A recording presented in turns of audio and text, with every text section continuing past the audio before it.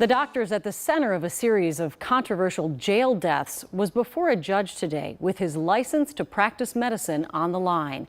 AJ Legault has the latest developments in our year-long investigative series, Cruel and Unusual. At the Office of Administrative Hearings in St. Paul, the case against Dr. Todd Leonard was held behind closed doors Monday. The public not allowed inside to hear the evidence presented.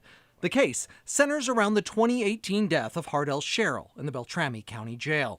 Sherrill died in excruciating pain, paralyzed, lying in his own waste.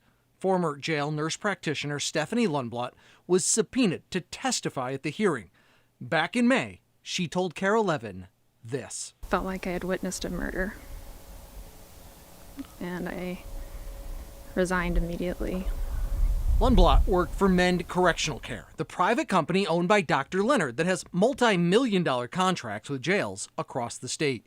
When Sherrill died, Nurse Lundblad filed a series of reports with the state detailing how she says her boss, Dr. Leonard, acknowledged being warned Hardell was deteriorating, but never saw him because he thought Hardell was faking his illness. Did this look like a man who was faking? No, it looked like a man that was suffering and that was sick, that was dying. Because complaints involving a doctor's license are handled in secret, we don't know if evidence of other suspicious deaths on Dr. Leonard's watch were part of the hearing. Deaths like Abby Rudolph's, Bruce Lundmark's, and James Linus's that also involve allegations of denied care. Dr. Leonard has repeatedly refused interview requests.